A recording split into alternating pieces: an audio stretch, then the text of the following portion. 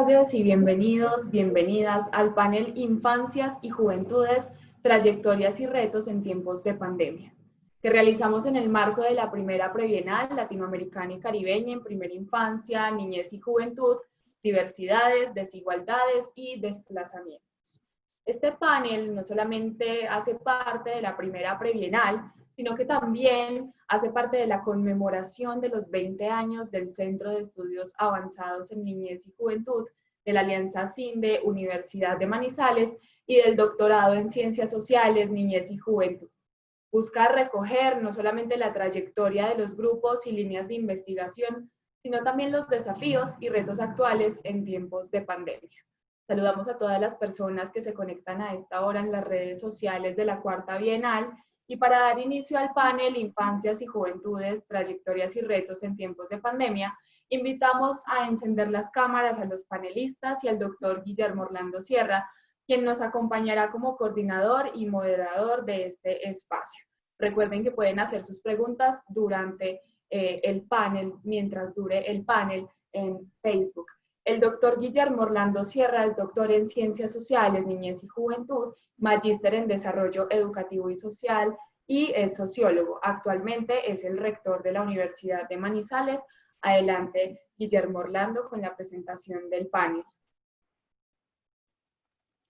Muchas gracias. Un saludo muy especial para ti, un saludo para nuestros panelistas el día de hoy, para las personas que nos acompañan y están conectados en el marco de la prebienal y en esta celebración que tenemos de los 20 años de nuestro Centro de Estudios Avanzados en Niñez y Juventud, nuestro doctorado en Ciencias Sociales, Niñez y Juventud. Es todo un honor para mí poder acompañar a nuestros profesores investigadores.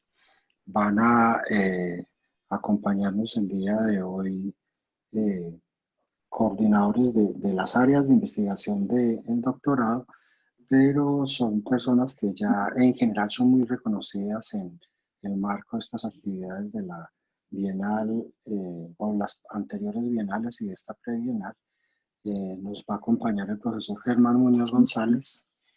Germán va a hacer una presentación desde sus comprensiones, desde su historia como un postdoctor en Ciencias Sociales, Niñez y Juventud, que es una certificación que hacemos con la Universidad Católica de Sao Paulo, la Universidad de Manizales, el CINDE y Claxo. Germán igual es doctor en Ciencias Sociales, Niñez y Juventud, graduado del Centro de Estudios Avanzados de la Universidad y el CINDE. Es investigador emérito de Colciencias desde el año 2018. En nuestro país, en Colombia, el ser un investigador emérito significa el máximo nivel de desarrollo, de investigación y un reconocimiento por la trayectoria. Germán además tiene una formación como magíster en semiolingüística y es filósofo de la Universidad San Buenaventura de Bogotá. Él es docente en Ciencias Sociales, Comunicación y Estudios Culturales en la Universidad de Manizales, en la Universidad Distrital Francisco José de Caldas en Bogotá y también en Uniminuto. Es fundador y coordinador de la línea de estudios en el tema Jóvenes y Culturas Juveniles de la Universidad Central de Bogotá y es el líder del grupo de investigación Jóvenes, Culturas y Poderes y miembro del grupo de trabajo Claxo y Infancias y Juventudes en América Latina. Rector, disculpe la interrupción, lo invitamos por favor a encender su cámara. Ya la va a prender la cámara. No sabía que la tenía suspendida. Bueno, no, tal vez es que cuando hago aquí la revisión de la otra pantalla me borro, pero creo que ahí está activa. Espero que ahí esté. Por el momento ya les voy a presentar entonces a Sara Victoria Alvarado. Quiero antes de presentarla públicamente agradecer a Sara Victoria porque hablar del Centro de Estudios Avanzados en Niñez y Juventud, hablar del doctorado en Ciencias Sociales, Niñez y Juventud, pues necesariamente es hablar de Sara Victoria Alvarado, es hablar de lo que ha sido una historia de vida alrededor de los niños, alrededor de los jóvenes y alrededor de la reflexión teórica y de la acción social en favor de estos dos grupos poblacionales en Latinoamérica, y por eso quiero, Toya, pues agradecerte mucho el trabajo que has hecho. Sara Victoria también tiene una certificación postdoctoral en Ciencias Sociales, Niñez y Juventud de la Universidad Católica de Sao Paulo, de la Universidad de Manizales, del CINDE, Claxo. Toya es psicóloga de la Universidad Javeriana, magíster en Ciencias del Comportamiento y doctora en Educación de Nova University y CINDE. En los últimos años, bueno, en el último año estuvo como comisionada de la misión de sabios del Bicentenario en el Nodo de Ciencias Sociales, Desarrollo Humano y Equidad. Esa fue una convocatoria que hizo Presidencia de la República, donde congregó pensadores nacionales e internacionales. Toya además es fundadora y líder del grupo de investigación en perspectivas políticas, éticas y morales de la niñez y la juventud. Hoy día está escalafonado en el máximo nivel A1 y focaliza el trabajo en la línea de investigación en socialización política y construcción de subjetividades.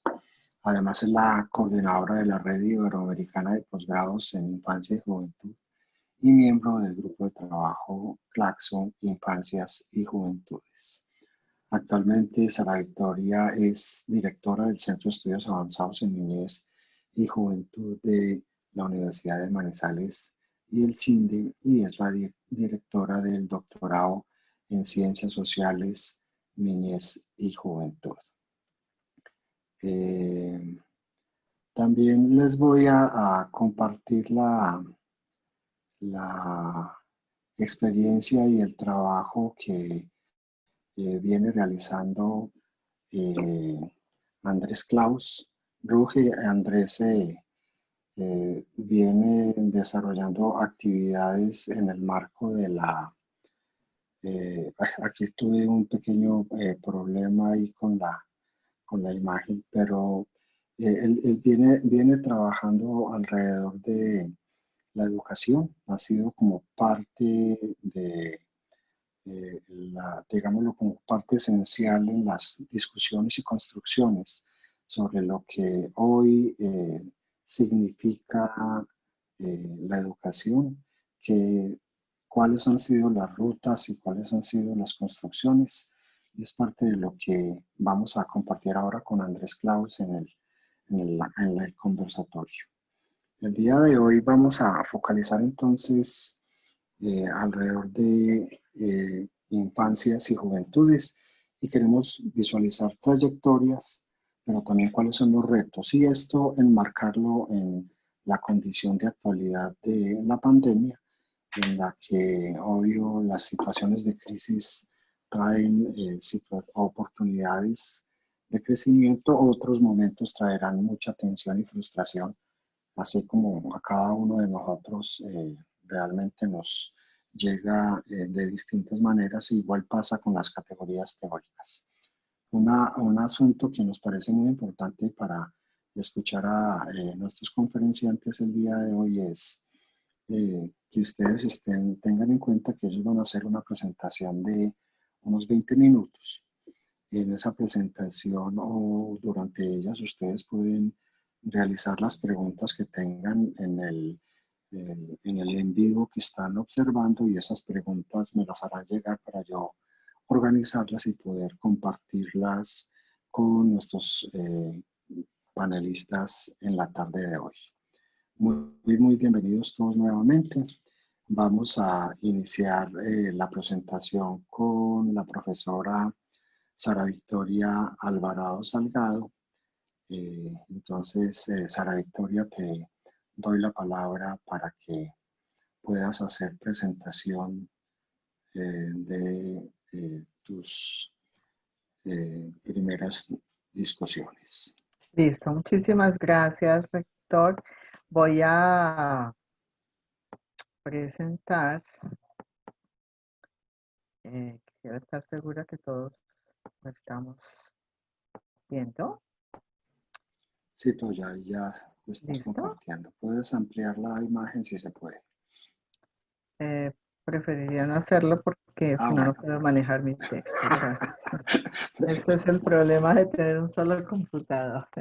Entonces voy a trabajarlo por eso de esta manera. O si quieres, Dani, puedes ayudarme con las diapositivas para yo poderla. Hola. No, la paso yo y la trabajamos así con un poco de cuidado. Bueno. Entonces, el tema que yo quiero compartir hoy es el de socialización y subjetividades políticas en tiempos de pandemia. El grupo de perspectivas políticas, éticas y morales de la niñez y la juventud, categoría A1 de conciencias, ha sido realmente uno de los pilares en la producción de conocimiento en nuestro doctorado. A través de sus 3 líneas de investigación: socialización política y construcción de subjetividades, infancias, juventudes y ejercicio de la ciudadanía, y políticas y programas en niñez y juventud, en las que ya ha desarrollado más de 50 tesis doctorales a lo largo de estos 20 años. Reunidos los profesores de este grupo, los profesores de las distintas líneas, fuimos como aportando nuestras reflexiones frente a los desafíos de la pandemia, pensados desde nuestras miradas y desde nuestros lugares de enunciación, y con estos aportes fui construyendo algunas reflexiones que tienen su origen en las líneas, que tienen su origen en la palabra de mis compañeras y compañeros, pero que no pretenden representar el pensamiento de estos 14 profesores que estamos allí involucrados. Diríamos que la pandemia ha puesto de presente las múltiples deudas históricas y sociales, culturales y ecológicas que tenemos con la niñez y la juventud, siendo la mayor de ellas, evidentemente, la desigualdad multidimensional que nos ha desestabilizado como sociedad, nos ha puesto frente a la incertidumbre, a nuestros marcos referenciales y nuestras valoraciones de pronto empiezan a tornarse insuficientes para explicar el mundo, para predecir, para saber cómo actuar. Hemos perdido quizás lo más básico: nuestra libertad, el control de nuestro cuerpo, de nuestros espacios, de nuestros tiempos. Hemos sido forzados al confinamiento, a esa práctica de encerramiento que al mismo tiempo que te promete protección y se plantea como práctica de aislamiento físico, realmente te pone en condición de desconfianza frente al otro, de pérdida de autonomía y de aislamiento social. El confinamiento es una experiencia productora de subjetividades e identidades en experiencias corporales, humanas, siempre situadas. El cuerpo, de alguna manera, es nuestra manera de hacer presencia y de habitar el mundo. El control y los límites espaciotemporales producen transformaciones en nuestras maneras de ver el mundo, de acceder a él, de habitarlo. Cuando aparecemos en el mundo y somos reconocidos por otros y otras, nos percibimos, nos reconocemos y actuamos. Solo con otros y otras podemos configurar nuestra subjetividad y configurar nuestra otredad. El confinamiento se hace para salvar vidas, vidas con minúscula, en su sentido más biológico, como lo diría la profesora Tereluna, porque la vida con mayúscula en su connotación profunda y densa, la vida como experiencia se precariza cada vez más. se vuelve inercial. Los cuerpos se domestican por miedo. El pensamiento renuncia a la réplica, al cuestionamiento, al emocionar rebelde. Podemos estar confinados, pero no deberíamos perder el derecho a movilizarnos, aún sin desplazarnos, a estar en contacto en el pensar, que es el germen de cualquier resistencia. Como dijo Arendt, las únicas revoluciones posibles en esta época son aquellas que se gesten en la intimidad del corazón, pero son aquellas que permitan en esa intimidad el encuentro con los otros y con las otras en despliegues siempre colectivos. Diríamos que el confinamiento se da en condiciones muy desiguales. Todos estamos atravesando el mismo mar tormentoso, pero en barcos radicalmente distintos. Unos pocos hemos podido vivir el confinamiento en contextos seguros, con una supervivencia garantizada, pudiendo vivir una soledad reflexiva en el marco de una vida digna. Pero la gran mayoría de personas en nuestro país y en nuestro continente no han podido hacerlo de esta manera.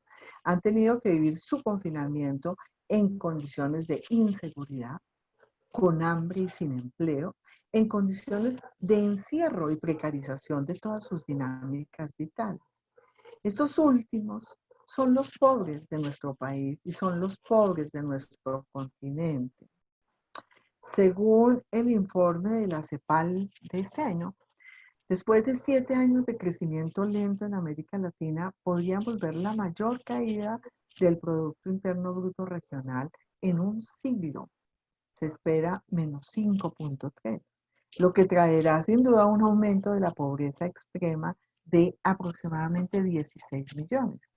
Y los efectos ya empiezan a ser visibles en las deficiencias de los sistemas alimentarios, en el aumento del desempleo, en la caída de los ingresos. Podemos perder, dicen ellos, lo ganado en 15 años en estos pocos meses. Las niñas, los niños, las jóvenes y los jóvenes son las víctimas ocultas de esta pandemia por los efectos del aislamiento social, por el cierre físico de las escuelas y la convivencia en entornos que no siempre son seguros. Estas situaciones afectan su educación, los expone a la violencia e impactan su salud mental. Al mismo tiempo, las medidas requeridas para evitar la propagación del virus impactan en la situación económica de los hogares, en particular de aquellas familias con niñas, niños y jóvenes en contextos de pobreza y vulnerabilidad o en contextos institucionalizados. Por ejemplo, en los jóvenes colombianos, el desempleo en el trimestre marzo-mayo llegó al 26.6%. Se está de alguna manera consolidando lo que Harvey llama una nueva clase trabajadora, o como la llaman Standing Bauman o Mesadra, el precariado. Estas desigualdades se dan además atravesadas por distintas interseccionalidades. Estas desigualdades toman más fuerza según la clase social de las personas, según el género. Por ejemplo, las mujeres siguen siendo las más golpeadas en el campo del desempleo. En la última medición que se hace en el último trimestre, la tasa de desempleo de los hombres era del 18.6, mientras que el de las mujeres del 25.4. Interseccionalidades respecto a su condición étnica, a su condición racial, en torno a su orientación y a su identidad sexual, en torno a su estatus migratorio, en torno a su ubicación urbana y rural. Si tenemos en cuenta que la mayor oportunidad de los niños, las niñas, los y las jóvenes para enfrentar la pobreza es la escuela, podemos comprender la magnitud de los efectos del aislamiento sobre la educación, máxime en la medida en que la esfera pública se ha hibridado en forma caótica con la esfera privada. El trabajo y la escuela se han trasladado a la casa. Según Luna, El confinamiento de la gran mayoría de familias precarizadas es un encierro en el hambre, es un caos en espacios en los que no hay dónde huir para estar consigo mismo. La mesa en la que se come es la misma en la que se trabaja, se estudia, se plancha, se llora y se celebra. Asimismo, la contigüidad ineludible, la libertad en crisis, la presión por la supervivencia física, la inequidad de género, el adultocentrismo, la sobrecarga emocional y el llamado a constituir familias multitareas han incrementado dramáticamente las violencias, especialmente contra los niños, las niñas, los jóvenes y las mujeres. En tal sentido, se ha exacerbado la precariedad en el encierro, se han transformado las relaciones de la familia, sus dinámicas de supervivencia, se han acentuado las inseguridades de muchos padres y cuidadores por su analfabetismo digital. Las condiciones de conectividad son muy precarias en porcentajes muy altos de la población y por ende hay una marcada desigualdad digital en el acceso al conocimiento. De acuerdo con Ospina Alvarado, la importancia que tienen los procesos relacionales y colectivos de socialización cuestiona radicalmente el aislamiento social, diferente al aislamiento físico para el cuidado de sí y de los otros, por las implicaciones que tiene en la ruptura de tejidos relacionales y sociales, el alejamiento de las prácticas de encuentro y entendimiento, la imposibilidad de la acción conjunta. El aislamiento social nos aleja de la posibilidad de la acción política, entendiendo lo político como aquellas transformaciones que se tejen entre nos, en la apertura al mundo, como diría Arendt. Junto a esta reflexión, Karina Batiani muestra cómo las medidas institucionales aplicadas en la mayoría de los países frente a la COVID-19 para producir aislamiento social pone en evidencia uno de los eslabones más débiles de la sociedad, los cuidados. La socialización y la construcción de subjetividades hoy tienen que pensarse en términos de las desigualdades históricas presentes en América Latina y el Caribe y en particular en Colombia, que hoy se agudizan, se exacerban y se hacen más visibles al dar cuenta de qué vidas merecen ser vividas y cuáles, como lo ha planteado Agamben, son desechadas a la precariedad y desatendidas por el Estado en el carácter de una nuda vida. Pensarnos entonces en clave del cuidado de niñas, niños y jóvenes implica analizar con horizonte crítico las materialidades que generan esas condiciones de desigualdad al interior de las familias y en el marco de las relaciones sociales que se establecen con el Estado, el mercado y la sociedad civil. El derecho al cuidado, dirá Batiani, a su vez, debe ser considerado en el sentido de un derecho universal de toda la ciudadanía desde la doble circunstancia de personas que precisan cuidados y personas que cuidan. Las desigualdades se encuentran atravesadas por el género, como marca histórica del patriarcado presente en América Latina y el Caribe, y en particular en nuestro país, siendo las mujeres construidas como aquello otro, silenciado y con fuertes expresiones de violencia. Al respecto, es preciso reflexionar y reconfigurar la organización social del cuidado, pues estamos hablando de una categoría teórica en proceso de posicionamiento, pero así, a su vez con una carga de indicación histórica, especialmente sobre el rol de las mujeres en los procesos de cuidado, pues en sociedades patriarcales como las nuestras, la feminización de las tareas del cuidado aún se constituyen como una constante en el ámbito de las labores remuneradas y no remuneradas. El cuidado pasa por el fortalecimiento de la capacidad de agencia, en niñas, niños y jóvenes, en su capacidad colectiva de afrontamiento, la no patologización y victimización, la legitimidad de sus voces, de construir y resignificar para instalar discursos y narrativas dominantes de precariedad, vulneración y violencia, para identificar acciones presentes que necesariamente son colectivas y que viabilizan la apertura a posibilidades futuras. Como comunidad académica, hacemos un llamado a la importancia de desinstalar los imaginarios de precariedad, las múltiples violencias y de dar cabida y visibilizar y fortalecer prácticas de fortalecimiento de la capacidad de agencia para instalar estas prácticas de cuidado que rompen las históricas jerarquías de poder, que posibilitan el tejido del nosotros, que se centran en el despliegue del afecto, que posibilitan la responsabilidad ética por la vida propia y por la vida de los otros y las otras, que dan cabida a posibilidades futuras, que viabilizan la transformación de las conflictividades emergentes en estos tiempos. Es preciso trabajar desde las redes socioeducativas y psicosociales con las comunidades localizadas y deslocalizadas, de manera que logremos democratizar el diseño y el desarrollo de alternativas de afrontamiento a través de estrategias presenciales y virtuales para salvaguardar la vida y reconstruir el tejido relacional, comunitario, social y cultural.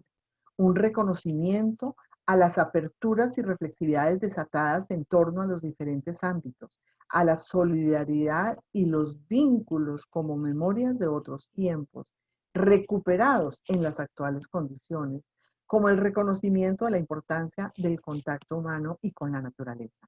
Una implicación decidida, aunque no suficiente, para reconocer el valor de la dignidad. Tiempos de subjetivaciones, subjetividades y sujetos resguardados, pero no acallados ante la arremetida de aquellos que, incluso en estos tiempos, siguen tiñendo la tierra de rojo y hastiando los sentidos de dolor. Tenemos que dar un salto, pero no para salir de la pandemia. Vendrán otras pandemias. Sí, para aprender de lo que estamos viviendo, que ha puesto de manifiesto lo absurdo del sistema neoliberal, que desde una pretendida economía de mercado ha atravesado toda nuestra sociedad, precarizando y banalizando su carácter político, como diría Semmelman, y constituyéndonos en una sociedad de mercado. Perdimos el horizonte, perdimos los referentes. En este momento de desestabilización, tenemos la gran oportunidad de instalar un nuevo referente, el referente de lo común, el referente del cuidado, referente que reconoce las diversidades, las identidades, las singularidades, la conciencia del nosotros, de la interdependencia. La pandemia nos ha permitido ser conscientes que estamos interconectados, que dependemos unos de otros. En consecuencia, lo que ocurre en una esfera de la vida ha dejado de ser un asunto particular. Esto tiene una importancia crucial. Los sectores o esferas sociales no pueden seguir siendo autorreferenciales en un contexto de crisis como el actual, lo que significa que estamos todos disputando un referencial global común y compartido. Por eso la reactivación económica de un sector o la relajación de controles en un territorio afecta al conjunto de la sociedad. La inestabilidad no es algo necesariamente violento o traumático. Consiste simplemente en que la ausencia de un marco de referencia impide que los intereses de los actores se anclen a arreglos institucionales objetivados, porque estos se pierden, no existen. Por lo tanto, estos periodos se caracterizan porque la agencia toma preeminencia sobre la estructura. Hasta ahora el cuidado se ha enfrentado a otras lógicas que le son contrarias, pero con las cuales ha podido convivir. En realidad el cuidado convivía de una manera articulada y subordinada. Si la economía se rige por el lucro, es porque en gran medida las relaciones del hogar se definen por medio del cuidado. Si el patriarcado sigue siendo la principal forma de organización de la sociedad civil, es porque el machismo mantiene en posición subordinada a la mujer en tareas especializadas de cuidado. La actual crisis es una verdadera ventana de oportunidad para presentar el cuidado como un referencial global que esté a la base de los criterios generales de todas las esferas sociales, superando así su posición de subordinación para colocarlo como criterio central. La crisis actual no parece resolverse sin partir de cuidado. Las tareas realmente imprescindibles que no podemos eliminar para garantizar la vida misma son las del cuidado. La defensa y promoción de este referencial global en un momento de coyuntura crítica se logra por la articulación de alianzas amplias y flexibles que reúnen una gran heterogeneidad de elementos en redes de política pública, sindicatos, organizaciones no gubernamentales, partidos, asociaciones de la sociedad civil, centros de pensamiento, colectivos juveniles, expertos académicos, comunidades sociales. Los análisis también se centran en dar cuenta de las crisis y los mapas políticos que se avecinan de las nuevas transformaciones en nuestra vida social y política, así como en dilucidar cómo se configurarán nuestras subjetividades, nuestros deseos y nuestros valores. Recuperar la dimensión política de la vida cotidiana parece un camino a transitar. Para terminar, quisiera compartir esta reflexión de cierre. El mundo es una casa común y por común debe ser cuidado, defendido, fortalecido y ampliado. Reconocer en lo público y en lo común y pensar en nuevas formas de organización social donde el cuidado ocupe un rol central. Poner la vida en el centro es un camino propositivo para hoy y para lo que vendrá, con unas políticas públicas, no solo estatales, integrales, situadas, territorializadas, singulares y efectivas. Eso se constituye en el camino posible de cambio de lógica y construcción de alternativas hacia la producción de una igualdad diversa que reconozca y se configure a partir de la diferencia. Muchas gracias. Dejo por aquí. A ti muchas gracias, Toya, por tu presentación.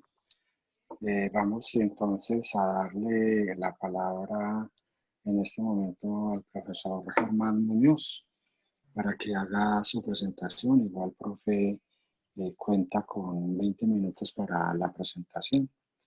Entonces, bien pueda, mi profe. Mil gracias, Guillermo. Igualmente a ti, Toyita, que has sido tan importante en la construcción de esta línea. Yo me voy a referir un poco más ampliamente a esta línea que es también un grupo de investigación, Jóvenes, Culturas y Poderes. 20 años, como pasan de rápido, 20 años de construcción de un campo de estudios.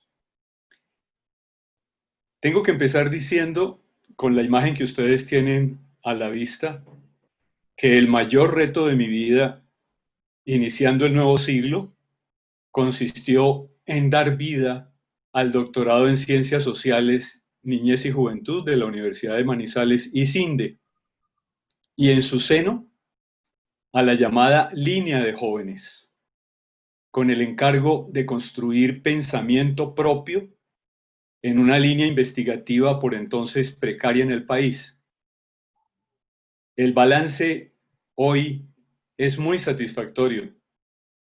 Son 20 años de trabajo ininterrumpido, con 27 doctores, 7 de ellos con la distinción máxima posible en el doctorado, y cerca de 60 maestrantes egresados, además de participación en redes, congresos, innumerables publicaciones y proyectos de investigación de sus miembros. Siguiente, por favor. En la pantalla lo que vemos es la imagen de un joven de nuestro tiempo.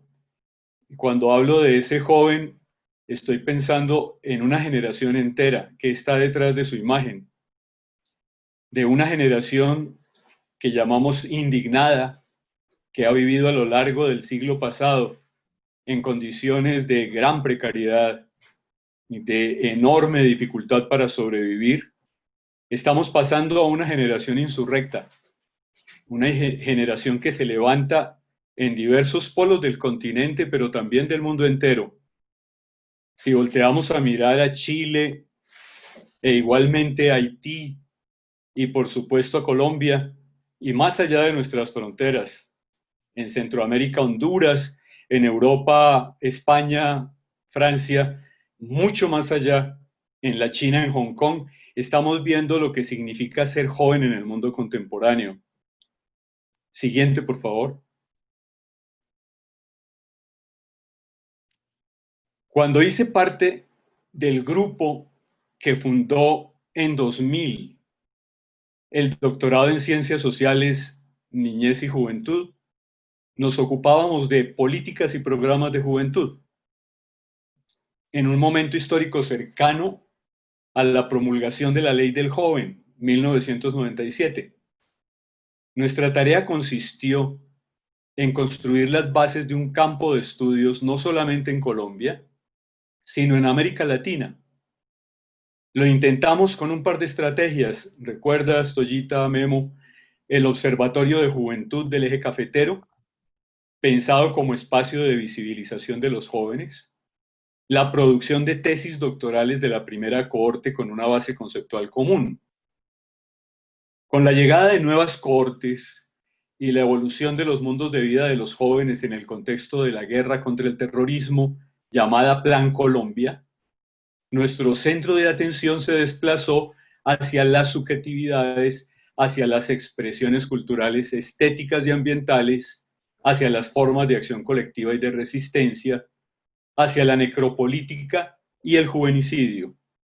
Estas opciones han llevado a la línea de Jóvenes, Culturas y Poderes, a la construcción de un campo de estudios que hoy llamamos estudios de juventud, y a mirarnos, maestros y doctorandos, como un colectivo activo y militante. En esta forma, sin negar las fuentes que han nutrido el campo, a saber, la sociología, la antropología, la psicología, la historia, la política, la eviatría y las humanidades, entendemos que nuestro objeto de estudio en el cambio de época que experimentamos en este comienzo de siglo obedece a condiciones sociales y culturales para la creación y la comunicación de las ideas, artefactos, conocimiento e información que han sido completamente alteradas. En efecto, el desarrollo actual de las ciencias sociales y humanas es un terreno abonado para las nuevas formas de pensamiento que dicho proyecto requiere. La revolución científica que vivimos en la actualidad es una que da salidas a nuevas preguntas, a nuevas formas de conocer, formas complejas, holísticas y transdisciplinarias. Inevitablemente, a pesar de las fuertes resistencias de muchos académicos disciplinaristas, se están desarrollando nuevas ciencias sociales, nuevos campos de pensamiento y conocimiento, y por lo tanto, nuevas formas de acción.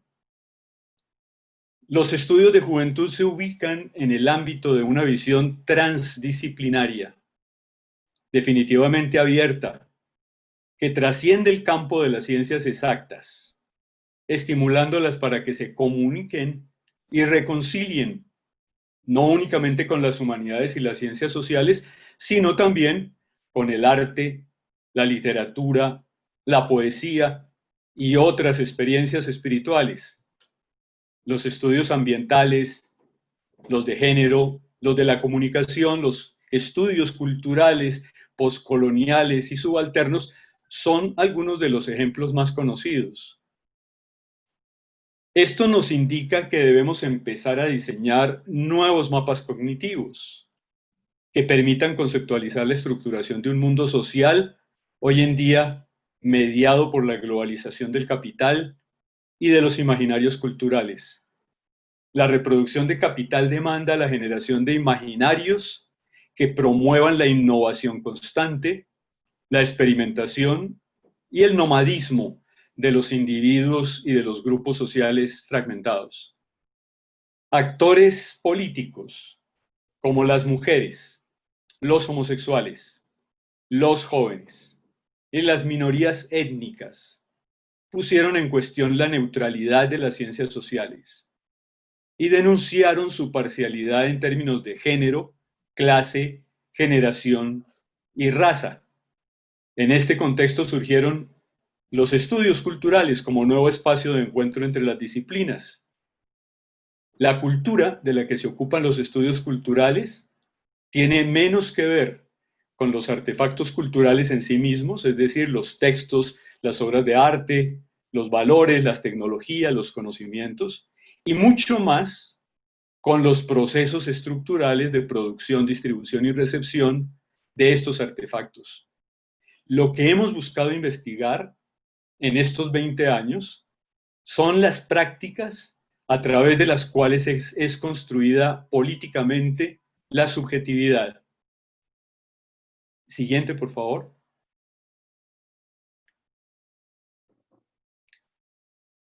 Los estudios culturales y los de la comunicación, que son los pilares de los estudios de juventud, se orientan como campo académico hacia una evaluación moral de nuestra sociedad y hacia una línea radical de acción política.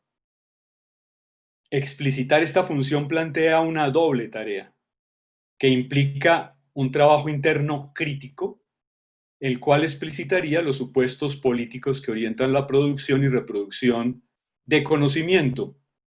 Y segundo, una vez expuestas las opciones, la generación de proyectos de comunicación acordes a las nuevas orientaciones. Siguiente, por favor. En la construcción de la línea Jóvenes, Culturas y Poderes, la genealogía conceptual permite comprender varias transiciones.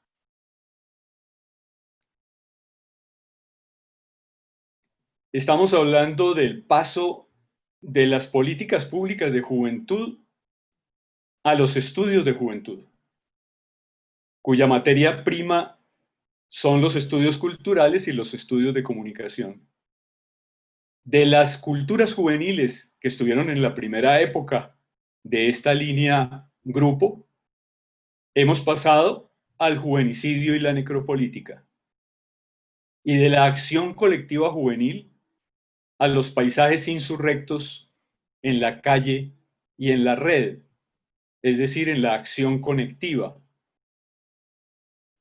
Y nuestro trabajo ha tenido entonces que plantearse como trabajo colectivo estos grandes enfoques que se encuentran en este momento a la vista. Siguiente, por favor.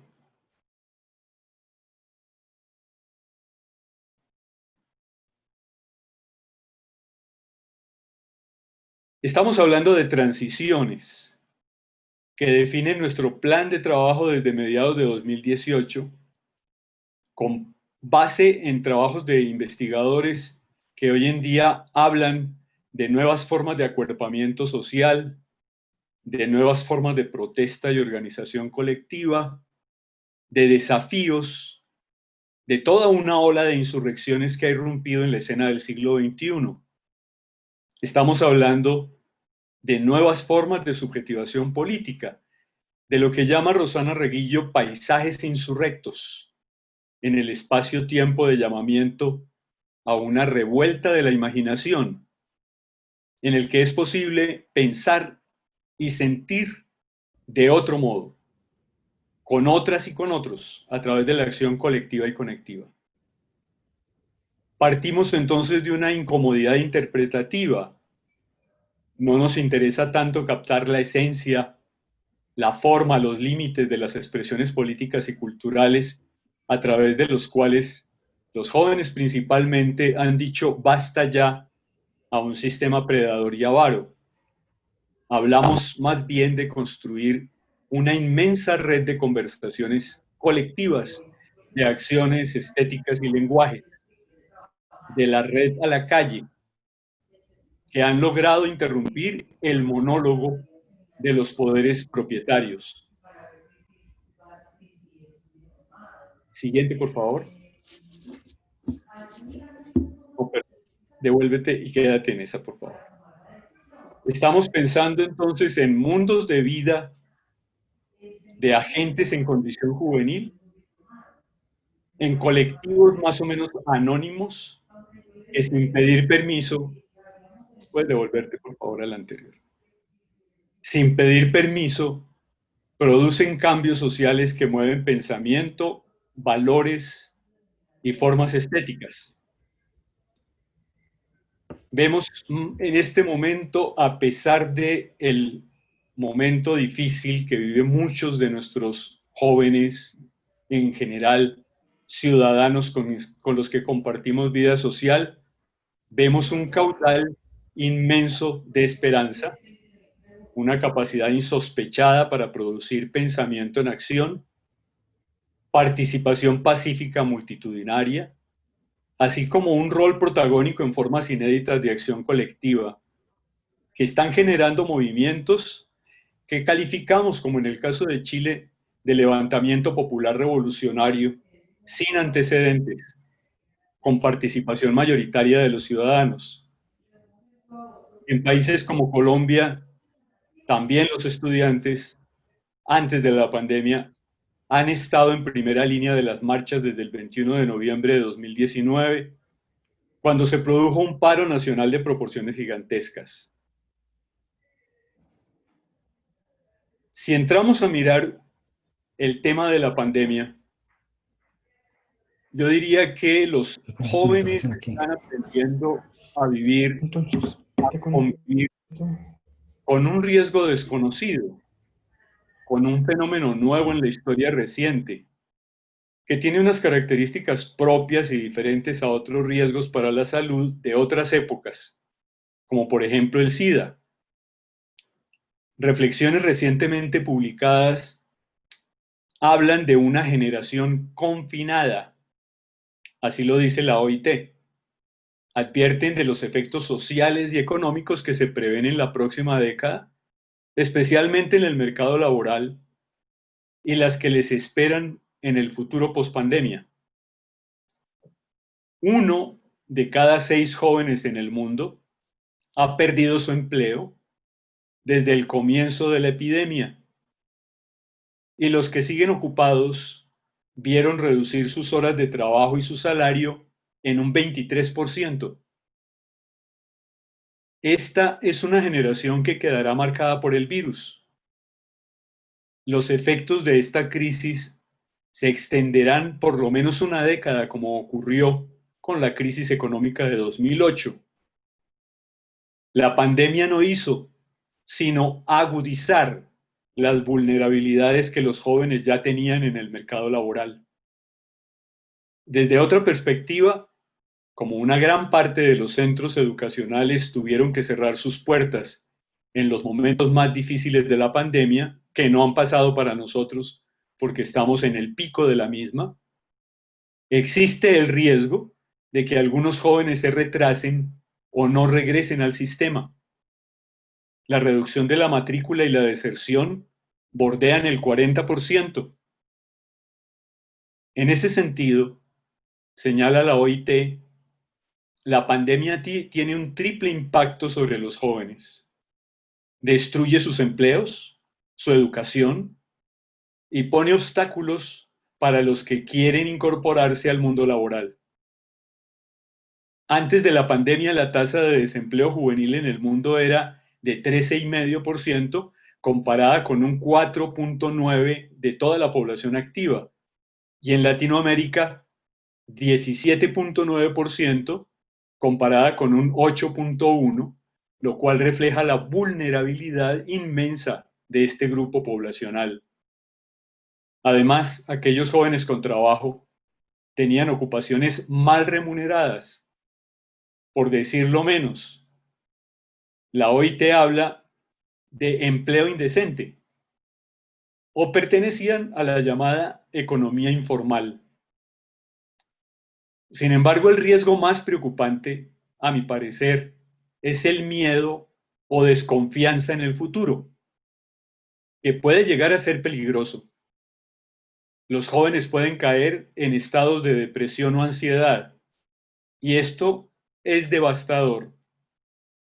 Salieron un día del colegio o de la universidad y a la mañana siguiente no pudieron regresar a las aulas, ni volver a jugar con sus amigos, ni visitar a los abuelos, ni correr al aire libre.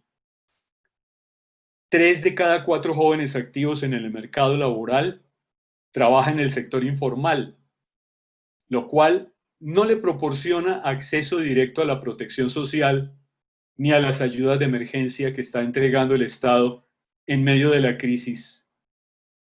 A partir de la pandemia, los jóvenes son quienes más sufren el pasaje de la precariedad a la prescindibilidad. Lo estamos viendo en los reclamos de estos últimos días de jóvenes investigadores y artistas cuando ven que desaparecen programas de apoyo a la creatividad, al conocimiento, a la investigación, digámoslo, a la llamada economía naranja, que desapareció del mapa.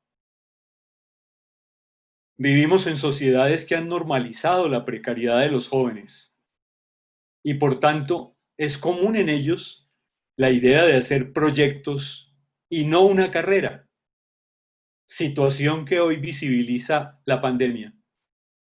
Ha desaparecido entre los egresados de las universidades la idea de tener un trabajo estable. Se vive la transición del capitalismo a la precariedad, algo que se denomina capitalismo de la prescindibilidad. Esto corresponde, me parece, a un modo de desarrollo de las sociedades contemporáneas en que se ha normalizado la idea de que podemos ser prescindibles y que hay gran parte de las sociedades, desde luego los indígenas y otro tipo de pobres urbanos, que podían ser no solo precarios, sino algo más radical. Así lo afirma García Canclini. La pregunta que hoy responden los antropólogos, como hace Carles Feixa, es cómo recoger las narrativas sociales, cómo recuperar historias de vida que siempre han sido algo clásico en el trabajo antropológico. Preguntarnos entonces, más allá de cuántos se enferman de COVID, cómo se enferman, cómo los cuidan, cómo viven la enfermedad, cómo se curan, cómo mueren, cómo se acompañan, cómo se protegen comunitariamente, cómo resisten la medicalización en distintas culturas y diferentes sujetos en la misma sociedad, en la misma ciudad, todo lo cual nos lleva a otro modelo de trabajo que aborda prioritariamente el problema del sentido en la vida de los jóvenes. Una vez más, gracias infinitas a los compañeros de viaje en esta línea grupo, Jaime, Rayén, a la Universidad de Manizales y a CINDE, a tantos investigadores que han regalado a esta línea sus magníficos trabajos de investigación. Gracias a todos. Muchas gracias, profe. Muy agradecido por sus palabras. Ahora voy a hacer la presentación de Andrés Klaus Ruge. El profe Andrés, ahora no pude presentarles, es postdoctor en Ciencias Sociales, Niñez y Juventud de la Universidad Católica de Sao Paulo,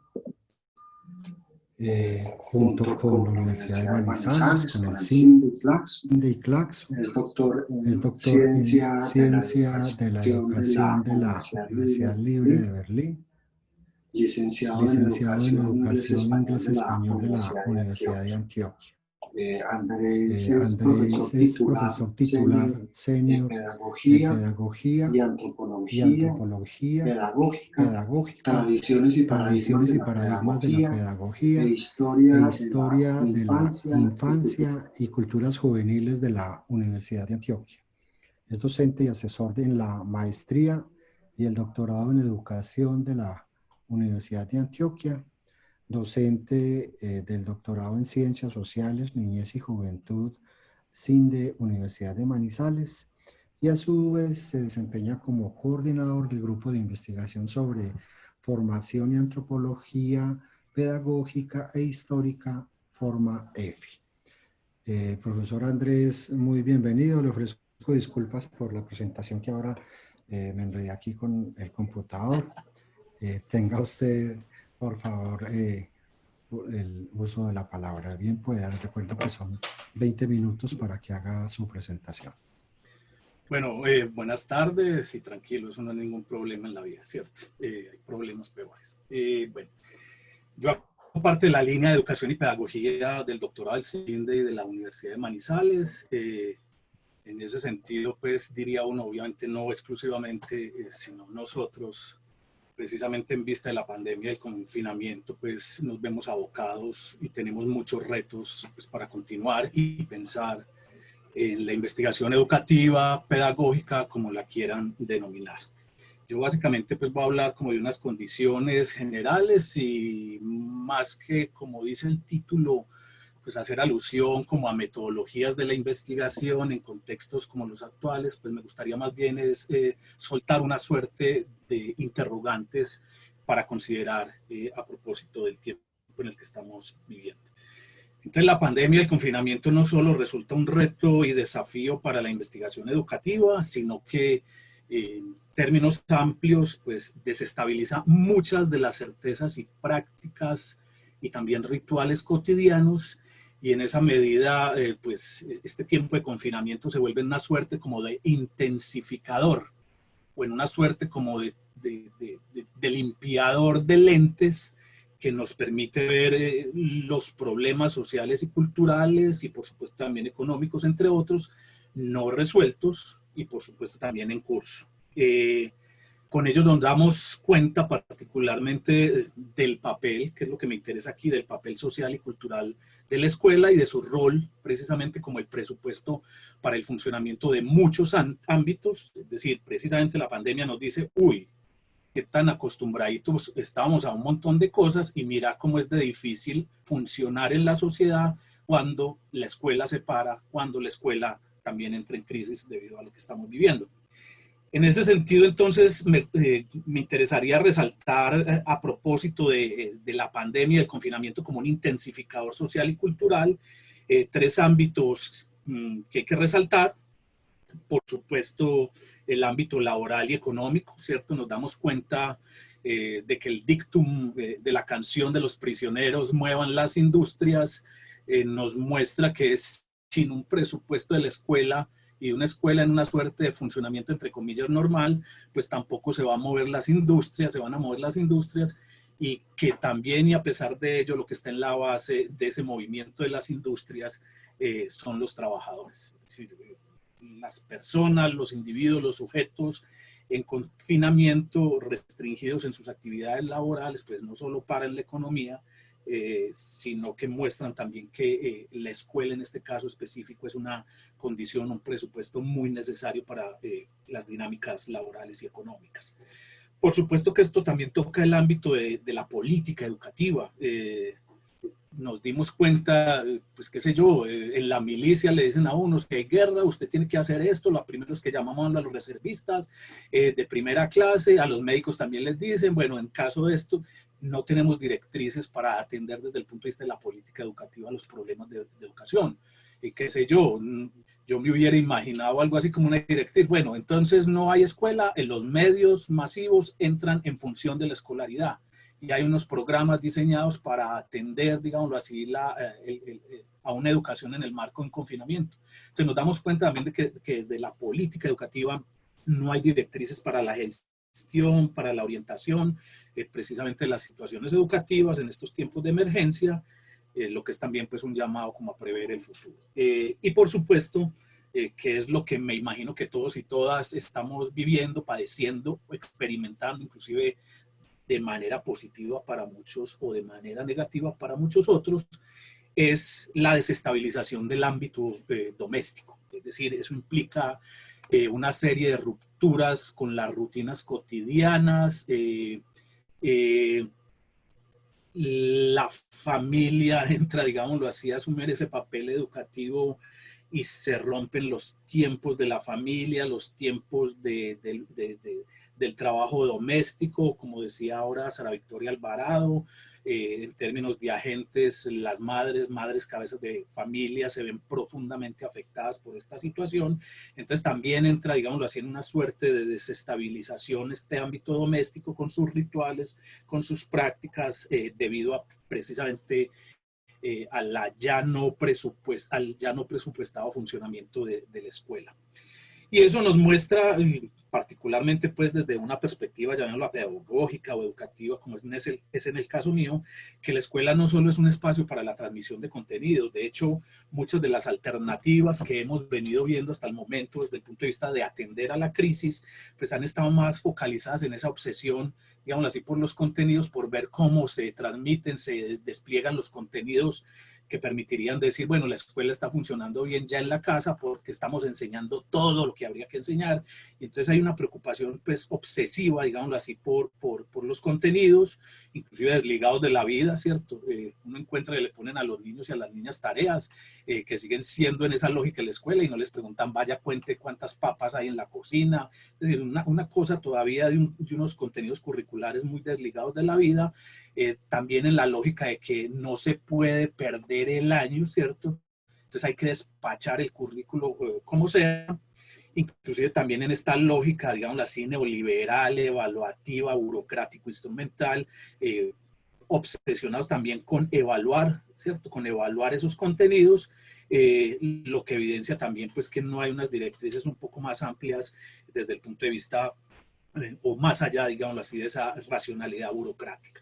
Entonces nos muestra, por un lado, que la escuela no es un espacio de transmisión de contenidos, no es la pared de Pink Floyd, como nos lo hicieron creer, pues también ciertas sociologías educativas de la reproducción, tampoco es la ola, la película alemana, como para hablar exclusivamente de las teorías del disciplinamiento en esa línea Foucaultiana, sino que es además de eso, ¿cierto? La escuela es un espacio para estar juntos, es un espacio de sociabilidad, es un espacio para la común, es un espacio para enamorarse. Aquí estoy recordando la canción de Café Tacuba que lleva por título Eres. Entonces, en ese sentido, también gracias a esta burocratización y neoliberalismo hemos tenido una concepción, a pesar del presupuesto clave que es la escuela, hemos tenido una mirada de la escuela simplemente como un espacio de custodia, como un espacio de transmisión de contenidos y como un espacio de cualificación y alocación, y hemos perdido de vista que la escuela, además de ser un espacio para enseñar, para aprender matemática, química y física, es también un espacio de socialización en lo bueno y en lo malo. Allá uno consigue novia, allá uno le pegan 3 patadas, allá uno hace amigos, es un espacio de enculturación. Uno diría qué bueno sería que a uno le enseñaran a hacer frijoles o a hacer arepa o a hacer el chocolate en la escuela. Es decir, no solo es un espacio para la transmisión de estos saberes, digámoslo así, prescritos, sino que uno podría decir que la escuela como un espacio heterotópico que saca, en este caso, a los niños y las niñas de su vida cotidiana y los pone en este espacio, pues uno diría que la escuela como preparación para la vida debería trabajar precisamente esos contenidos, esas prácticas que preparan para la vida. En últimas, entonces, la escuela es precisamente de un espacio para el estar juntos, más allá, claro que es importante aprender matemática, química y física, pero es un espacio para estar juntos y en ese sentido, digámoslo así, el no funcionamiento de la misma nos pone a pensar. Bueno, con la idea de pensar en todo lo que anteriormente he mencionado, y lo que ello implica para la investigación educativa, pues como les dije ahorita, prefiero no hablar de metodologías de la investigación virtual ni nada de esas cosas. Eso ya está muy claro. Uno puede armar grupos focales en la plataforma Zoom. Ya desde hace rato se viene hablando de antropologías virtuales. Los cuestionarios online pues hacen ya parte del pan diario, etcétera, etcétera. Y en vez de ello prefiero aludir pues, a una serie de temáticas que precisamente para el doctorado nuestro involucran asuntos relacionados obviamente con los niños y niñas en su condición de alumnos, pero también con los docentes y particularmente con las familias. Lo primero que quiero subrayar es que desde el punto de vista de la política educativa y de las directrices de las instituciones educativas, uno encuentra, lo digo pues porque mi esposa es docente, es profesora de infantil, es pedagoga infantil. Una de las cosas que se presupone de parte de los directivos y de ciertas directrices docentes es que existe algo así como en el contexto de la virtualidad, la familia, ¿cierto? Hay una suerte de idealización de la familia, de una familia, si se me permite, funcionante, y ahí, digámoslo así, está uno de los retos de investigación, ¿cierto? A su vez que existe el alumno, digámoslo así como una abstracción general, y nos damos cuenta hoy en el marco de las presiones y exigencias a las que ha llevado el confinamiento, que tampoco existe ese tal alumno, ni existe esa familia, como les dije, como las han construido, como se presupone desde estas directrices. ¿Qué quiere decir esa idealización de la familia a propósito de retos investigativos y retos para pensar la educación en términos de directrices prácticas? Primero, que esa familia está compuesta de unos padres e hijos, ¿cierto?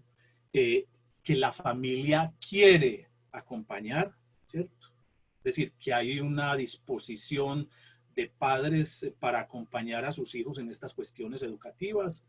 Si hay dos, no hay tres, ni cuatro, ni cinco, pero ahora con este proceso de ingreso al trabajo, padres y madres que quieren ayudar ya no pueden ayudar porque tienen que ir a laborar, entonces no pueden, digámoslo así, ayudarle a sus hijos, hijas a resolver asuntos académicos, al menos no en el día, y las tareas o las actividades se van para el fin de semana, lo que implica, digámoslo así, también un montón de tensiones. A los docentes les escriben, les ponen un WhatsApp los domingos por la noche diciéndoles que apenas en ese momento les van a mandar la tarea, pero vuelvo y repito, o sea, presuponemos que al margen del funcionamiento de la escuela hay una familia que quiere acompañar, pero además una familia, unos padres que pueden en términos materiales, en términos logísticos, en términos actitudinales y motivacionales, es decir, que quieren, que pueden y que tienen las condiciones pues, para ayudarle a sus hijos e hijas, y que en ese sentido pues, están dispuestos a organizar un trabajo colaborativo con sus hijos en materia educativa. Además que hay padres y madres, pues, la experiencia muy específica pues me muestra o nos viene mostrando que muchas veces es el hermanito mayor el encargado de ayudarle a este niño de 5 o a esta niña de 5 o 6 años a hacer las tareas, que es la abuela la encargada del cuidado y ayuda en lo que tiene que ver con la educación de estos alumnos. Que esos padres o madres u otros significativos disponen de un capital cultural y simbólico básico en cuestiones, por ejemplo, de comprensión lectora y escritural. Es decir, experiencia también particular, no entienden los mensajes por muy claros que uno considere que son, no entienden lo que dice ahí. Es más, hay personas que no saben leer y escribir, entonces la opción del texto escrito se constituye, digamos así, en un impedimento y una forma de exclusión de ciertos padres porque no pueden simplemente, digamos así, arreglárselas con ello. Y a su vez de unas competencias tecnológicas, es decir, para nosotros es muy claro, bueno, yo aprendí hace poquito a montar la presentación en estos aparatos, pero se presupone que uno es capaz de mandar un WhatsApp, de tomar una foto, etcétera, etcétera, y no es así. No solo los padres no tienen dinero para tener datos, no tienen celular, sino que además desde lo que llamaría uno competencias mediáticas, pues no saben ni siquiera cargar un link. Entonces también hay una dificultad ahí que hay que pensar.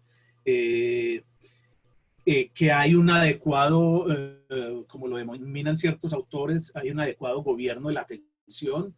Es decir, estamos confrontados frente a esta idea del multitasking, pero la pregunta es esa, ¿hasta qué punto podemos ser multitasking en el sentido de estar ayudándole al hijo o a la hija a estar cocinando, barriendo y trabajando al mismo tiempo? Entonces también se pone en cuestionamiento la idea del multitasking. Y en sentido amplio está la pregunta de si el ámbito familiar se puede volver en un ámbito escolar. ¿Hasta qué punto? ¿En qué lógicas? ¿En qué tiempos? Y precisamente eso nos abre preguntas en un sentido amplio, desde el punto de vista pedagógico estoy hablando, por las dinámicas de lo que llamamos las culturas profesionales docentes. Es decir, ¿qué implica todo esto, esta situación de crisis, de pandemia, confinamiento, en términos de la reorganización de los profesionales docentes? En términos de la gestión educativa, o sea, ¿qué significa hacer gestión educativa de parte de los directivos, rectores, en tiempos como estos? ¿Cómo son las dinámicas familiares? A propósito, pues, de nuestro doctorado y postdoctorado, esto abre una beta de trabajo para hacerse la pregunta por la reconfiguración de las dinámicas y prácticas familiares. ¿Qué significa, siguiendo esta línea de los etnometodólogos del doing gender, qué significa doing family, ¿cierto? ¿Qué significa ser familia en estos tiempos? Y por supuesto, y particularmente, pues a mí me interesaría mucho hacerse la pregunta por cómo se están reconfigurando las culturas de pares infantiles, los contactos entre amigos, amigas, los procesos de sociabilidad infantil, es decir, un montón de asuntos que habría que reconsiderar como retos para la investigación actualmente. Estamos entonces frente a preguntas que tienen que ver con cómo se configura la cotidianidad familiar en tiempos de contingencia, la configuración de esos tiempos y espacios de la familia, y por eso ya en particular, y ya cierro pues mi intervención, habría preguntas, por ejemplo, por cómo desde el punto de vista pedagógico se construye ese espacio virtual de la enseñanza en la familia, ¿cierto? Cómo se configuran los tiempos, qué tiempos sacan los niños y niñas para el trabajo, qué tiempos sacan los niños y niñas para estar, digámoslo así, dedicados a estos asuntos educativos, pero a su vez cómo se configura el tiempo y los espacios de la enseñanza virtual, ¿cierto? Cómo son y cómo se dan los procesos perceptivos, sensoriales y atencionales de los participantes. Ya estamos acostumbrados y lo hemos dicho pues en otros espacios, esto parece que termina uno hablándole a una pantalla, porque también la práctica que se ha vuelto cotidiana, lo digo también por las clases en la universidad, es que la gente se conecta, saluda y apaga la cámara y el micrófono y uno no sabe si está ahí o no. Entonces, ¿cómo se están configurando estos espacios de virtualidad?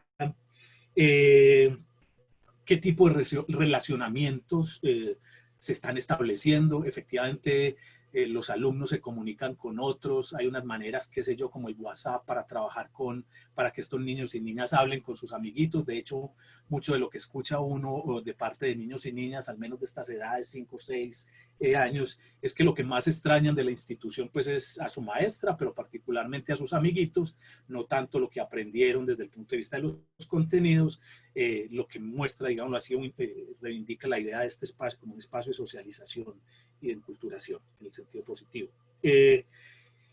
¿Cómo se configuran las ofertas educativas? Es decir, además de la pregunta por las relaciones, aquí también hay un punto crucial, y es si se viene, por ejemplo, reivindicando desde hace tiempo la idea de un aprendizaje basado en la actividad.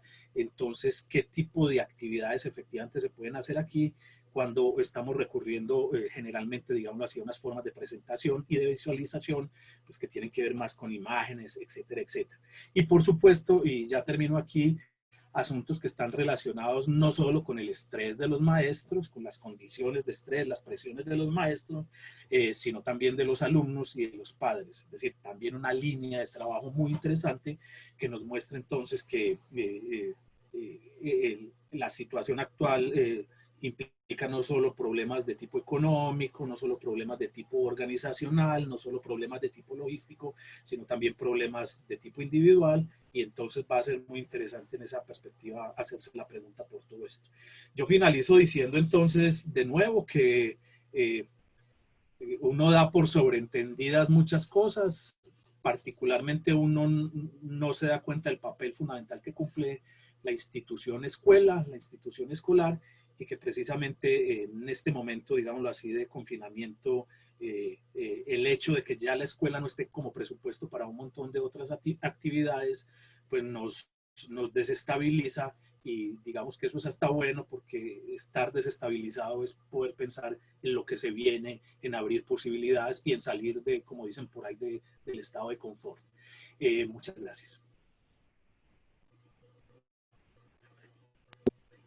A ti, profe, muchas gracias. Vamos entonces, dado que hemos cumplido bien el tiempo, vamos a iniciar con unas preguntas para cada uno de ustedes. En primera instancia voy a hacer una pregunta para la profesora Sara Victoria. Bueno, le voy a hacer 3 preguntas y más bien Sara Victoria decide cómo ordenar la respuesta. Las preguntas son una, por favor, ¿cómo avanzas y desarrollas más el concepto de domesticación del cuerpo en estos tiempos de pandemia?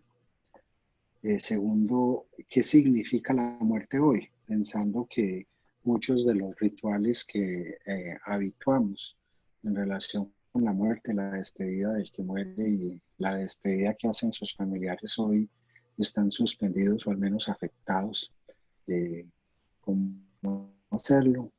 Y la otra pregunta es si en general, cuando hablabas de los indicadores, se observa que hay como una especie de retroceso de lo que se ha ganado en estos últimos 15, 20 años en América Latina, en todos los indicadores, y que especialmente lo notabas tú con el Producto Interno Bruto. ¿Qué podríamos nosotros hacer hoy en relación con las ciencias sociales? ¿Será que las ciencias sociales también van a tener ese retroceso? Esa es una conjunto de preguntas para ti, Sara Victoria.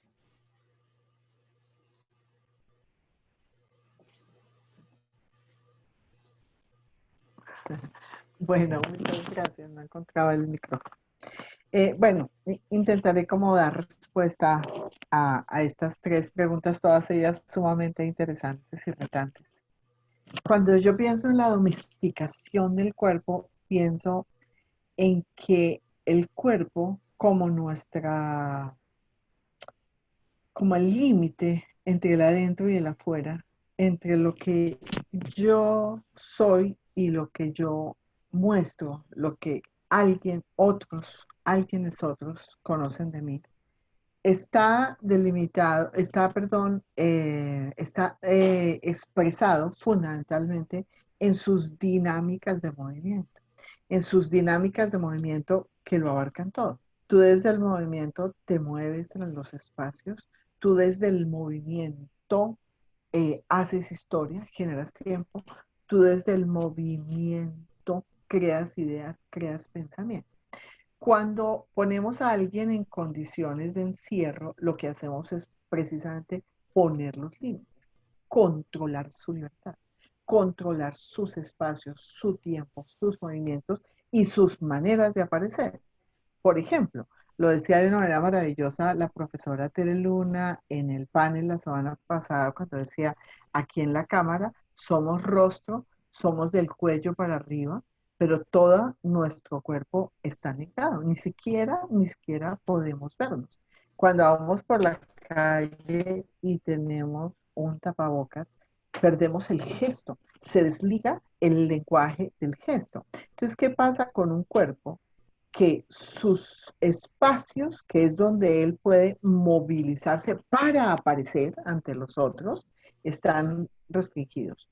Donde el tiempo se pone o queda encerrado, queda atrapado en unas lógicas normativas, hoy en día cada vez más fuertes, por ejemplo, hasta con los estados, es decir, donde tú no puedes siquiera salir, no puedes mover tu cuerpo de las paredes en las que estás durante unos tiempos específicos, pero además si tienes una edad específica, no lo puedes hacer nunca, ¿no? Es decir, que la domesticación de los cuerpos tiene que ver con el negarle al cuerpo su posibilidad libertaria de ser, que en últimas es la posibilidad de desplegarnos subjetivamente en el entre nos. Y eso significa que tú no puedes actuar con otros. Eso significa que se cortan las maneras de pensar con otros. Y eso significa que sin tener que ser, porque no tendría que ser así, tú o te ponen en una condición de aislamiento social y no aislamiento físico. El COVID no se transmite por contacto social, el COVID se transmite por contacto físico. Sin embargo, la condición de domesticación de los cuerpos es cuando se transita de esto del encierro o del confinamiento o del aislamiento físico al aislamiento social. En últimas es la pérdida de la libertad, la pérdida de la capacidad de mover el mundo, mover el pensamiento, mover el sentimiento junto con otros por una condición que simbólicamente aceptas como encierro sin que tenga que ser esa la condición para cuidarte o para cuidar a otro en su vida biológica. Creo que una manera muy fuerte donde eso se hace evidente precisamente tiene que ver con la segunda pregunta que está allí y que realmente ha manifestado unos niveles de crueldad muy fuertes, que es cuando se están muriendo las personas sin ninguna posibilidad siquiera de despedir al otro, de mirar al otro, de abrazar al otro, de embalsamar al otro, de ritualizar su partida, de poner una flor o no ponerla, de rezar quien quiera hacerlo, de cantar quien quiera hacerlo. Todos estos ritos que han estado articulados a la partida de una persona que uno ama están totalmente, es decir, hay unas barreras sociales que hacen que esto no pueda realizarse. Entonces, ¿a mí qué me parece? A mí me parece que uno tiene ahí hay solo dos maneras de no morirse en el intento, ¿no? Yo digo, una es la transformación profunda del sentido de la muerte, porque es que esto nos muestra también el sentido de la muerte que a través de la iglesia o a través de creencias o prácticas sociales, uno configura una manera del morir, una manera del tener o no tener al otro, del tener su ceniza o no tenerla, del poderla echar al mar o no poderla echar, de poderlo poner en la tierra o no ponerlo, de las normativas que te imponen las autoridades en el momento en que quieran seguir teniendo el cuerpo para una exhumación posterior, etcétera. Entonces creo que uno tiene que hacer allí dos trabajos interiores muy fuertes. Uno es cambiar el sentido de la muerte. Yo creo que eso hay que reconceptualizarlo. Todo ha ido cambiando y eso no tiene por qué no cambiar. Y segundo, hacer una transformación radical de las ritualidades. Yo creo que lo que nosotros no podemos aceptar es quedarnos sin los ritos.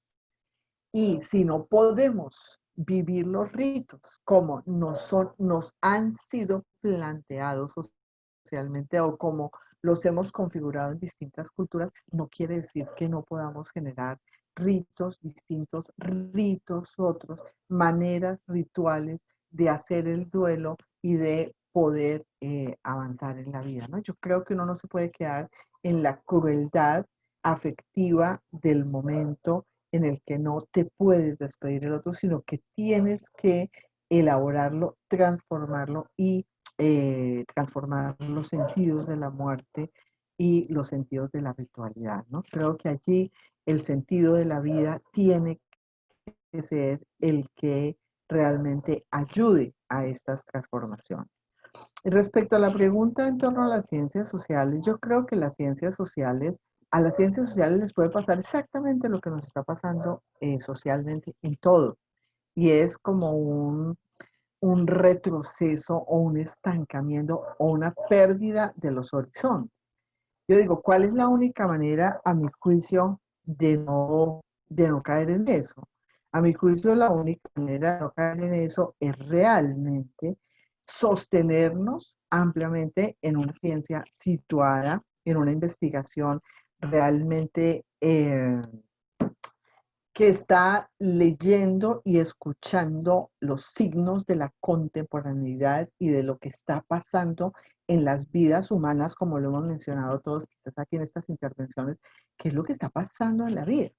Pero ¿cuál es el problema de las ciencias sociales? El problema de las ciencias sociales es que están muy mercantilizadas. Entonces, ¿qué es lo que aparece? Las convocatorias. ¿Y cuáles son las convocatorias? Pues las convocatorias que hace el Estado, que son convocatorias ligadas a salvar vidas biológicas. Entonces, todas las convocatorias que salen están relacionadas con el ámbito de la defensa de lo biológico de la vida humana, pero nadie está investigando en torno a lo que está pasando realmente en las subjetividades, en las socialidades, en las institucionalidades, en las oportunidades que tenemos de revertir órdenes sociales, culturales y políticos, porque eso ahorita nadie te lo financiaría. Entonces, a mi juicio, esto tiene que ver, uno, con que uno no le diga sí a la mercantilización del conocimiento y no termine poniendo todo su esfuerzo de creación de conocimiento en aquello que es financiable, porque ahorita lo financiable será solo aquello que desde el Estado se persigue en torno a una pandemia, a una crisis sanitaria que tiene que ver exactamente con indicadores de esa naturaleza. Creo que si somos capaces de conservarnos en el ámbito de la investigación social, más allá de las ciencias, más allá de las disciplinas y más encarnados en las dinámicas humanas y sociales que se están gestando y que no comprendemos porque nunca pensamos vivir algo como lo que estamos viviendo, si nos dejamos asombrar por lo que está pasando, si tenemos sensibilidad frente a todo aquello que está ocurriendo, yo diría que no las ciencias sociales, la investigación social realmente no solo podría conservar su estatus, sino que podría expandirse y ayudarle a la sociedad a comprender lo incomprensible, que no lo van a poder ni explicar ni comprender por la vía del tipo de investigaciones que se están financiando, por ejemplo, desde MinCiencias. Creo que ahí hay que cambiar muchos clics en términos de ciencia abierta, ciencia situada, ciencia que realmente recoge y trabaja desde las voces de las poblaciones que están viviendo las desigualdades de la pandemia y que están siendo afectadas humana y socialmente por eso. Gracias, Memo. Muchas gracias, Toya. Ahora voy a hacer un par de preguntas para el profesor Germán. Profe,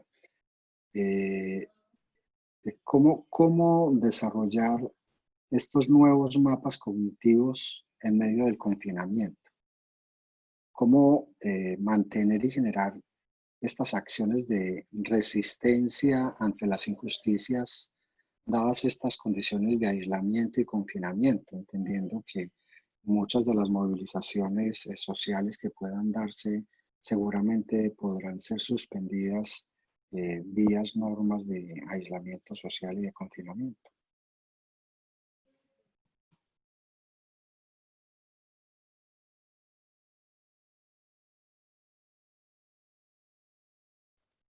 Germancito, pon tu micrófono.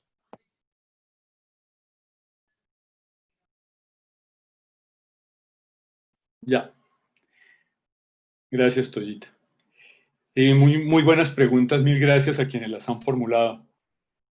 Yo diría, en primer lugar, que cuando hablamos de nuevos mapas cognitivos, necesitamos entender previamente cuáles son los que en este momento están funcionando para poder comprender nuestro papel, nuestra forma de acercarnos a una realidad que en este momento es oscura y que produce miedo?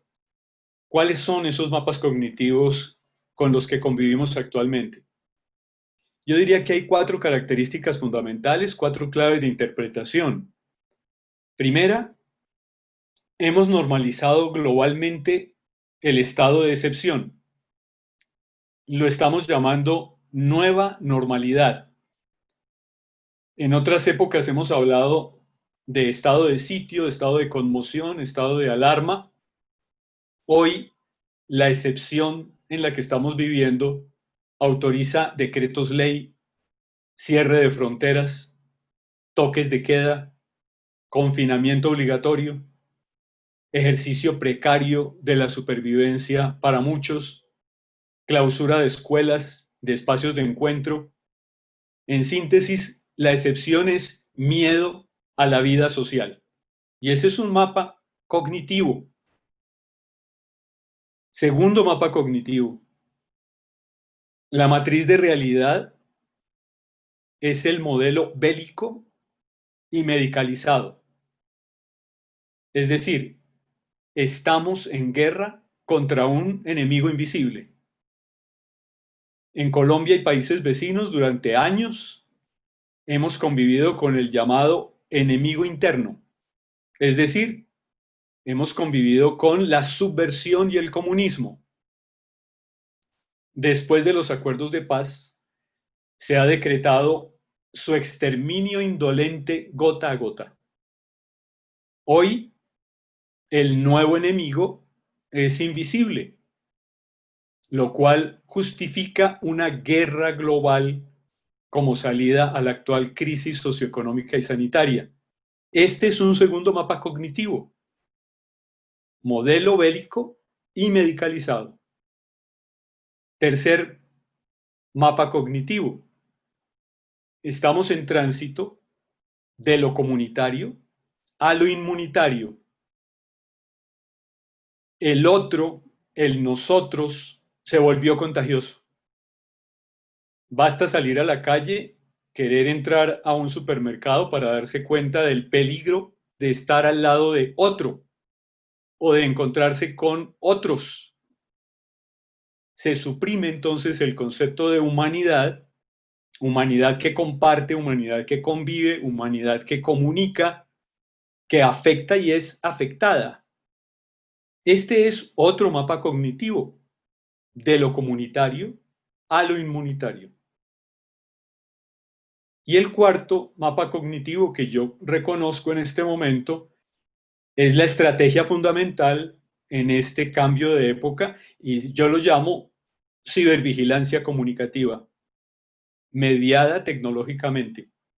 La nueva normalidad implica aceptar la vigilancia permanente a través de la apps coronavirus o a través del celular que permanentemente le permite a alguien en algún lugar saber dónde estoy, qué estoy haciendo, con quiénes me relaciona. Basta ver en este momento las implicaciones que está teniendo en China ese modelo nuevo de cibervigilancia comunicativa con cascos que detectan a través de las GPS la totalidad de la información de cada ciudadano y a través del celular de cada ciudadano la totalidad de sus movimientos y relaciones. Y esto aceptado socialmente. Esta es la nueva normalidad. Entonces, yo diría que la tarea de un investigador social es detectar, es comprender y, por supuesto, es dar a conocer, comunicar estos mapas cognitivos para que la sociedad entera se movilice. Esa es una tarea del científico social en este momento que me parece fundamental.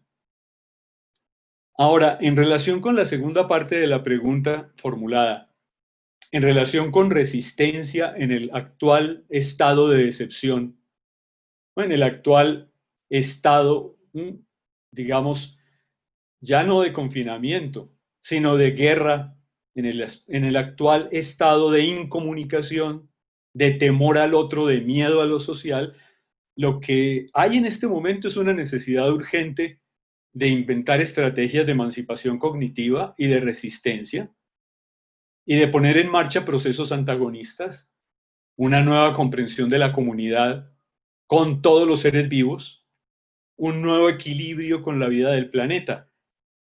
La curación, creo yo, no es un simple gesto inmunológico negativo de retirada de lo social, de cierre de la comunidad. La curación y el cuidado solo pueden surgir de un proceso de transformación política. Sanarnos a nosotros mismos como sociedad significaría inventar una comunidad más allá de las políticas de identidad con las que hasta ahora hemos producido la soberanía, pero también más allá de la reducción de la vida a simple biovigilancia cibernética. Seguir con vida, mantenernos vivos como planeta frente al virus, sí, pero también frente a todo lo que pueda suceder que significa poner en marcha formas estructurales de cooperación planetaria. Si queremos resistir a la sumisión, debemos mutar. Pasar de una mutación forzada, esta con tapabocas y con aislamiento, con miedo al otro, a una mutación deliberada. Cambiar la relación de nuestros cuerpos con las máquinas de biovigilancia y biocontrol, que no son simples dispositivos de comunicación. Tenemos que aprender colectivamente a alterar, a desalinear todos estos dispositivos. Decir no a la descolectivización y al telecontrol. El tiempo y la fuerza del encierro son para fortalecer las tradiciones de lucha y resistencia que son minoritarias, esas que nos han ayudado a sobrevivir hasta aquí. No hay marchas y acciones colectivas en este momento, pero sí muchas acciones conectivas, y esas las tenemos que plantear desde este ángulo. Mutación deliberada, no sumisión. Gracias. A ti muchas gracias, profe Germán. Y finalmente voy a hacer un par de preguntas también para el profesor Andrés. Profesor, ¿cómo articular el sector productivo desde la educación y las ciencias sociales, dado el pánico social por el cese de actividades, llamémoslo económicas, desde que las personas dependen? ¿Cómo resolver los procesos o fortalecer los procesos de socialización en la escuela en línea, la presencialidad remota o la educación virtual? Y entonces, ¿cómo evaluar lo que en Colombia se ha planteado como alternancia? ¿Cuáles son los pros y los contras de la alternancia en el sistema educativo colombiano? Como que me tocó la pregunta más difícil. Bueno, lo primero es que yo no soy experto en educación virtual. De hecho, muchas de las cosas que vengo leyendo hoy en día es que de todo se puede hablar menos en este momento de una educación virtual, sino más bien de una enseñanza distanciada en tiempos de emergencia. Es decir, si asumiéramos en sentido estricto, pues la educación virtual habría un montón de muchos otros asuntos para los que todavía no estamos preparados. Precisamente esta situación nos puso en evidencia que a pesar de que se hable virtualidad, virtualidad, virtualidad, pues nuestras competencias, nuestros medios, nuestras condiciones materiales todavía son muy precarias para hablar precisamente de esa educación virtual y de una escuela virtual. Aquí encuentro unos debates muy interesantes. Yo diría con Freire pues que uno no educa al otro, sino que uno se educa conjuntamente con el otro. Y como lo dijo muy bien Sara Victoria Alvarado, pues parte de eso tiene que ver con el contacto físico. Entonces, yo no sabría cómo hablar de unos procesos de socialización marcados única y exclusivamente por la virtualidad. Obviamente uno puede hablar de que más allá de recibir una clase, pues también se crea un grupo de WhatsApp para hablar de las cosas que están sucediendo.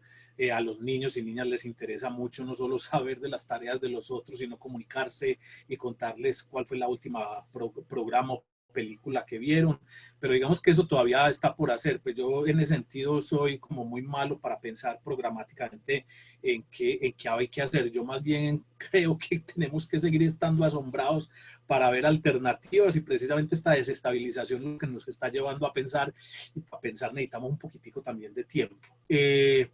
Yo creo que el problema no es pues lo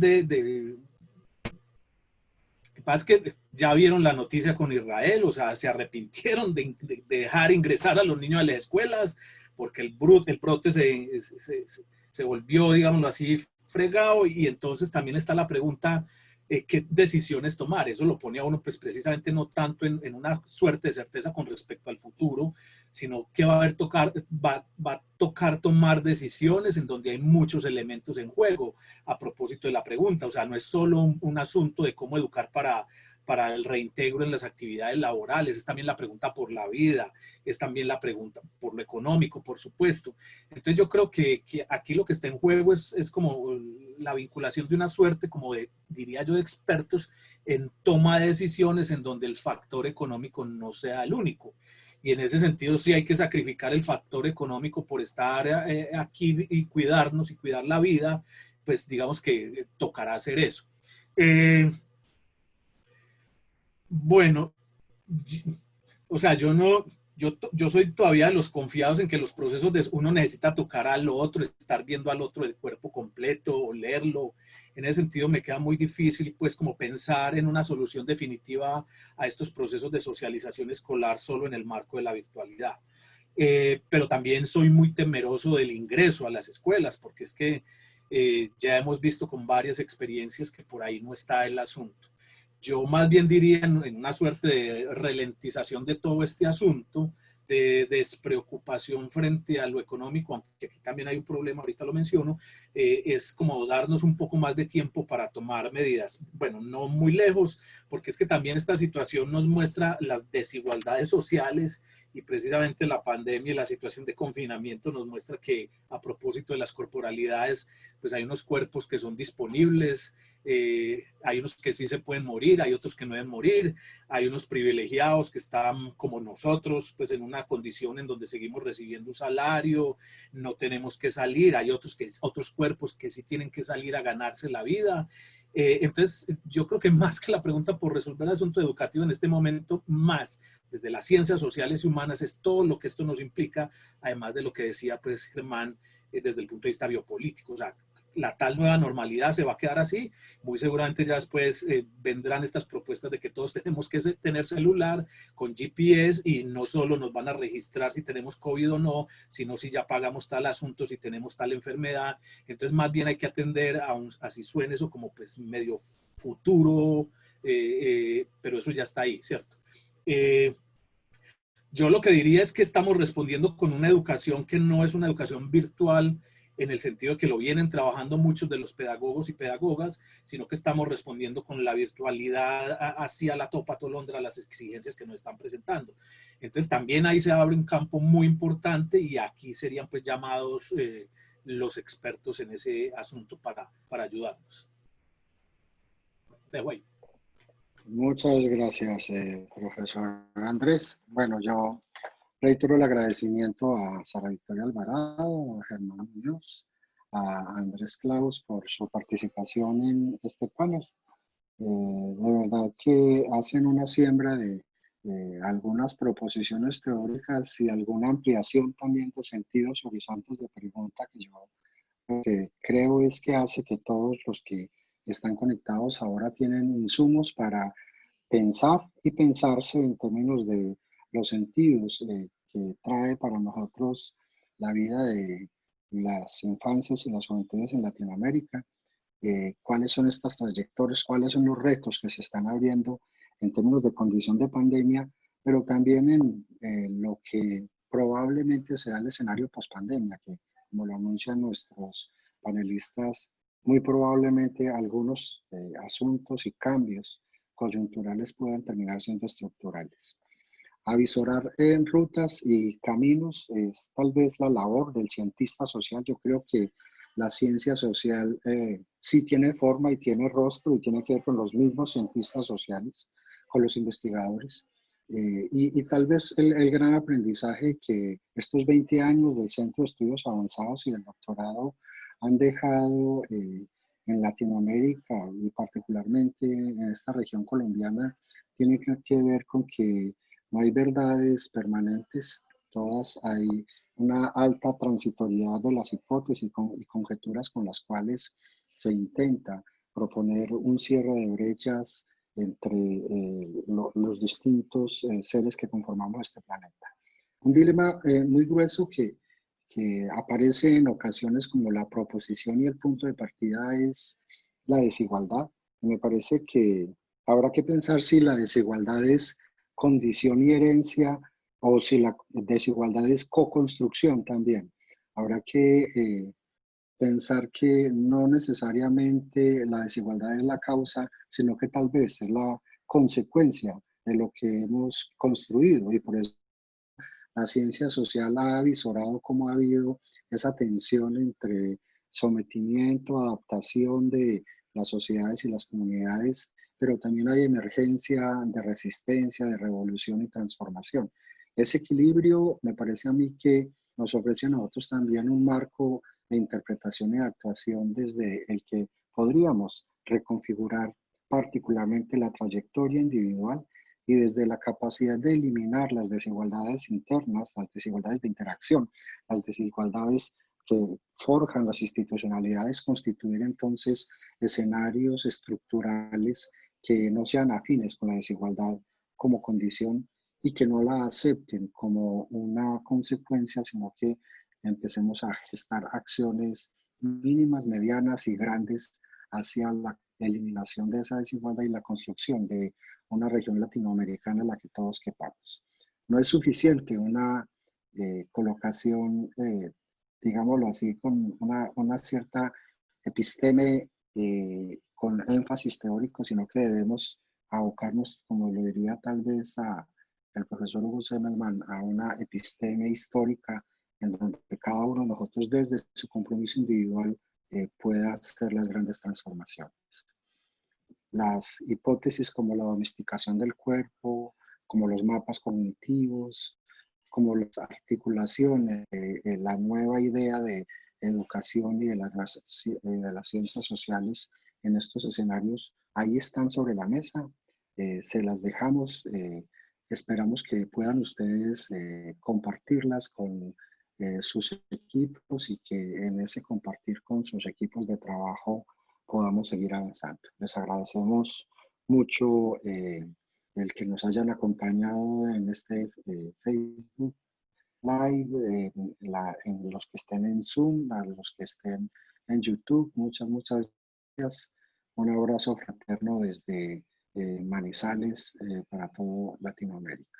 A los panelistas nuevamente, mil y mil gracias. Muchas gracias a ti, Memo. Muchas gracias a Mil todos. gracias. Laurita, gracias. Memo, muchas gracias. Agradecemos a los panelistas por sus intervenciones y al doctor Guillermo Orlando por su coordinación. Recuerden que la segunda prebienal virtual latinoamericana y caribeña en primera infancia, niñez y juventud, diversidades, desigualdades y desplazamientos será del 4 al 6 de noviembre de este año. Esperamos contar con su participación para seguir construyendo y transformando los escenarios sociales de nuestros niños, niñas y jóvenes de Latinoamérica y el Caribe. En nuestras diferentes redes sociales y plataformas virtuales podrán seguir conectados a toda la información en torno a la segunda prebienal y a la tan anhelada cuarta bienal latinoamericana y caribeña en primera infancia, niñez y juventud. Para todos, un feliz día, una feliz tarde. Muchas gracias por su participación.